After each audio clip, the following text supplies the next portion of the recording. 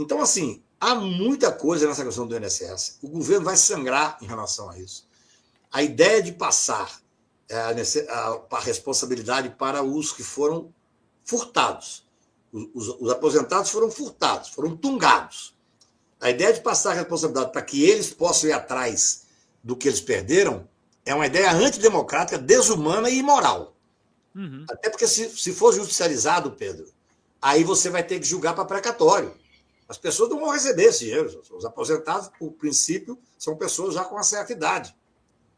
Então, assim, o momento é grave. O mais grave de tudo, o INSS é gravíssimo, essa questão de não ter a pauta para derrubar o 6 em 1 é espantoso, um governo... Gostou da fala do Lula de ontem, Cacai? Você sabe que eu não consegui ver, estou com ela para ver aqui, mas eu não consegui ver. Ele falou do 6 por 1, finalmente. Se você puder me mandar, eu te agradeço. Porque... Eu acho que coloca na tela, Zamba, porque eu acho que sabe o que foi bom do vídeo de ontem? Foi que ele deu uma lista de coisas que as pessoas podem também utilizar num debate político, né? Porque muitas pessoas nem sabem o que o governo fez realmente, né? Do próprio campo democrático eles não sabem, né?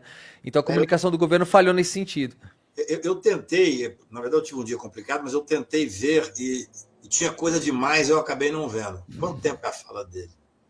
4 minutinhos. Posso mostrar? Bem rapidinho. Bora. Meus amigos, amanhã é dia 1º de maio.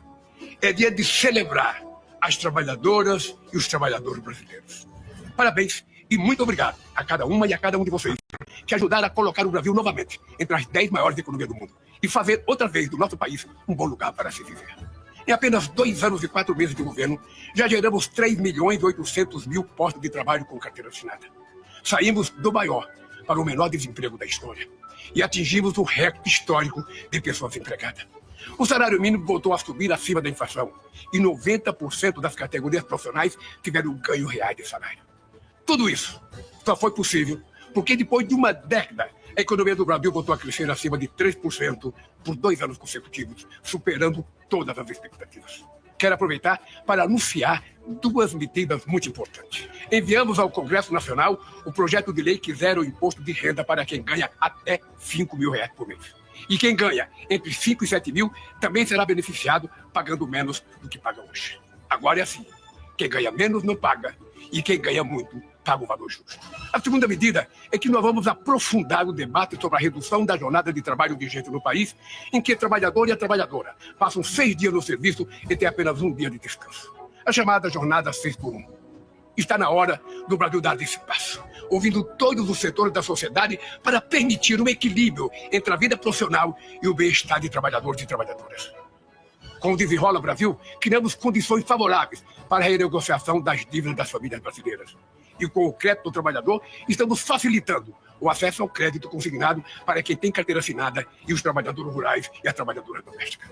É basicamente isso, Cacá. Ele propõe um debate, né? Muito interessante, muito interessante. Eu vou dizer o seguinte, Pedro. Eu tenho dito e tenho escrito sobre isso que eu parei de ver algumas coisas, especialmente nesses programas de 24 horas aí, onde se debate pesquisas, fazem pesquisas sobre tudo, absolutamente tudo, e ficam lá conversando como se fosse uma conversa de boteco e tal.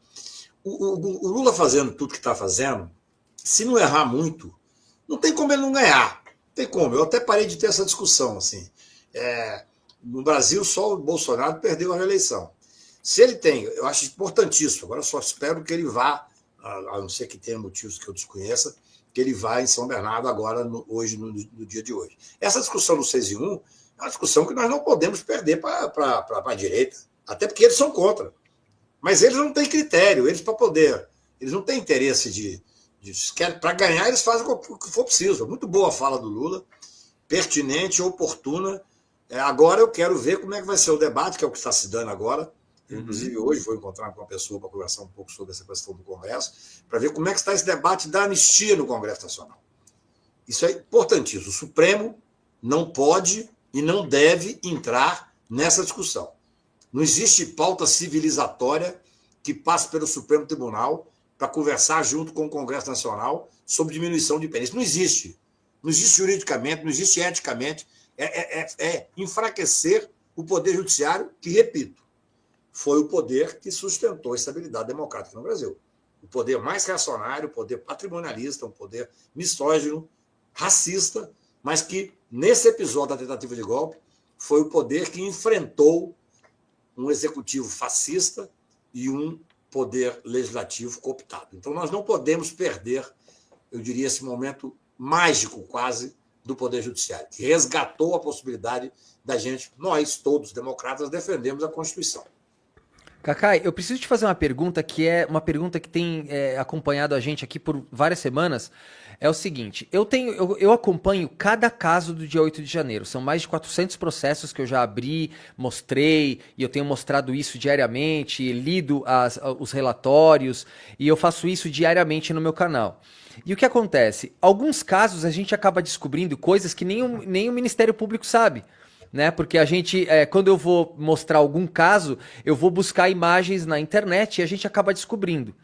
Eu percebi que em alguns casos do dia 8 de janeiro, pessoas que foram presas no dia 9, né, que só responderam por associação criminosa e por incitação, né, o parágrafo único do artigo 286, eles têm aquela opção de fazer o acordo de não persecução penal, né? Ou alguns que não querem, eles vão lá e acabam sendo condenados a 1 ano e pouco. Só que o que acontece? Depois que sai a condenação deles, alguns casos, a Polícia Federal anexa, depois da certidão do acórdão, depois da certidão de julgamento, né, de trânsito, aparece lá um negócio da Polícia Federal. Eu não sei se tardio, não sei o que aconteceu, mas foi pedido antes, né? Tem lá que eles pedem as diligências, pede pra Polícia Federal dar o que tinha dentro do celular da pessoa, só que aparece depois que ela já foi condenada, a 1 ano e pouco. Só que aparece que ela tava dentro dos prédios, aparece que ela tava fazendo aquela quebradeira, aparece as imagens dela naquelas penas que já vão pra 14, 17 anos. O que na sua opinião, porque até hoje não ficou esclarecido isso pra mim, acho que ninguém conseguiu esclarecer isso direito, é capaz de... pode ser que o acordo caia, ou não só isso, depois do trânsito em julgado, da condenação de 1 ano e pouco, possa se voltar atrás para uma revisão e falar, olha, ele esteve nos prédios, volta tudo do zero de novo. Existe essa possibilidade? Vitor, eu desconhecia esse fato que você está falando. É interessante, tenho até interesse depois de me aprofundar nele. Veja bem, a ANPP, essa possibilidade da não persecução penal, ela foi rejeitada por vários bolsonaristas. Eu até não tenho certeza absoluta, mas conversei com alguns advogados que trabalham para eles. Um dos motivos foi que, quando você faz o ANPP, primeiro você tem que reconhecer o crime, você tem que confessar. Sim. Essa discussão se deu aqui na minha casa, quando nós fomos enfrentar o pacote anticrime do Moro, que nós desidatamos completamente o pacote, junto com um grupo valioso de deputados, Freixo, Paulinho Teixeira, Orlando Brito e tantos outros, e mais alguns advogados criminais. Eu era contrário ao fato de ter que fazer a confissão, mas venceu isso para a ciência. Então tem que confessar, tinha gente que não podia confessar. E a outra coisa é que tem que cumprir aquilo que é pedido, determinado pela Procuradoria. E o que era pedido e determinado era que se cumprisse, fizesse uma aula sobre democracia, e acho que os bolsonaristas não queriam se submeter a fazer uma aula. Não, eu tenho um vídeo, eu vou te mostrar um vídeo agora que você vai ficar perplexo, Cacai. Eu acho que você nunca viu esse vídeo. Não, eu queria ter a oportunidade. Eu vou te mostrar agora então, porque você tocou no ponto crucial que eu queria te falar. Eu vou te mostrar esse vídeo aqui, Cacai, olha só. Mas tem um detalhe, Vida, assim, eu penso que no momento que nós estamos, veja bem, é claro que depois que você tem um julgamento, não houve, até onde eu posso acompanhar, não houve um pedido de arquivamento implícito. Porque se o Ministério Público pede o arquivamento em relação aos fatos X, X e Y, só fato novo poderá voltar a fazer esse processo. O fato novo seria o quê? A comprovação de que a pessoa participou. Sim, é isso. Agora, nesse momento, eu vou ser sincero, para mim o mais importante é nós darmos efetividade àquilo que o Supremo Tribunal julgou. Porque, veja bem, quando eles começaram eu fiquei perplexo com o julgamento, o recebimento da denúncia do Bolsonaro. Nenhum dos advogados, e eu respeito muito vários advogados que estavam ali, nenhum dos advogados subiu na tribuna e falou assim, não houve crime. Não há crime, isso é uma infâmia. Todos eles começaram a falar sobre a autoria e tal. Os fatos estão postos, aceitos, materialidade definida e tudo mais. Então, e aí o Alexandre, inteligentemente, o ministro Alexandre, inteligentemente, mostrou que as coisas não eram passeio no parque, foi a expressão que ele usou, porque era a expressão usada pelos bolsonaristas. Agora, no meu ponto de vista, o momento agora é de esgotar esse julgamento. Nós temos ainda muita gente para ser julgada, especialmente o processo do Bolsonaro, porque quando o Bolsonaro for julgado e condenado, espero que no máximo até agosto, esse processo vai dar uma esvaziada. Vai dar uma esvaziada. O brasileiro é muito interessante sobre esse aspecto. Eu repito aqui, pessoas importantes, senadores da República, ex-ministros, o Cacai, se prenderem o general Braga, para o país. Parou nada, ninguém nem prestou atenção. Se prender o Bolsonaro, para o país. Para nada. Vai ser preso, vai ser condenado, vai ser preso, e as pessoas vão tocar a vida. Então, eu acho que agora, salvo se for uma coisa muito escandalosa, eu estou curioso para ver, voltar a responsabilizar pessoas que já foram condenadas, com trânsito em julgado, algumas aceitaram fazer a NPP. Eu acho que isso vai causar um tumulto jurídico. Nem falo de tumulto político, não. Jurídico, porque o Supremo Tribunal ele tem que vencer essa etapa para poder voltar a ser um tribunal que está cuidando das questões constitucionais. Nós não podemos ficar indefinidamente. Gente, o que o Supremo fez é algo impressionante. Você imagina, 1.000 e tantas pessoas foram presas, várias em flagrante, depois convertidas em prisão preventiva. O ministro Alexandre, foi muito bom ele ter explicado isso naquele momento ali do recebimento da denúncia, que ele foi falar a quantidade de gente que tinha pegado um ano só, a quantidade de gente que fez o ANPP, entendeu?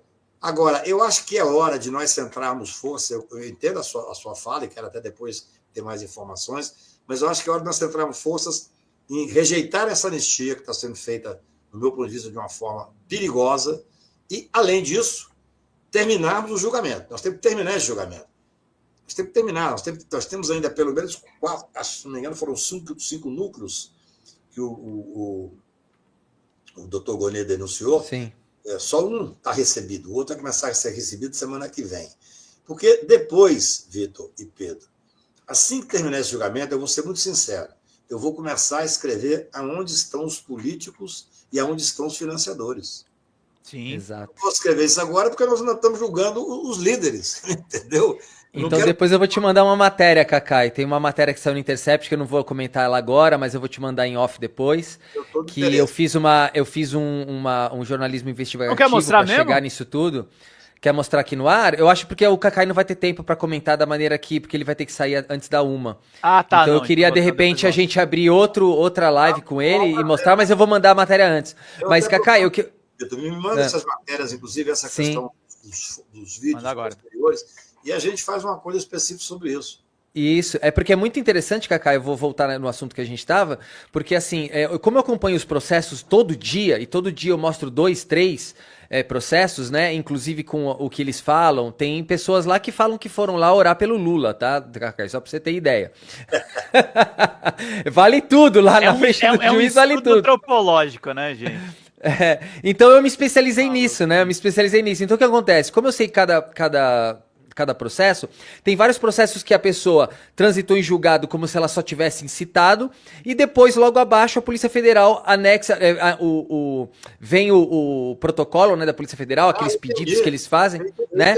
E vem embaixo e mostra que a pessoa estava lá na bagunça, entendeu? Então o que a gente ficou com dúvida é se poderia, depois do trânsito em julgado da condenação de 1 ano e meio, ela voltar a ser o processo voltar, aquele trânsito em julgado ser cancelado.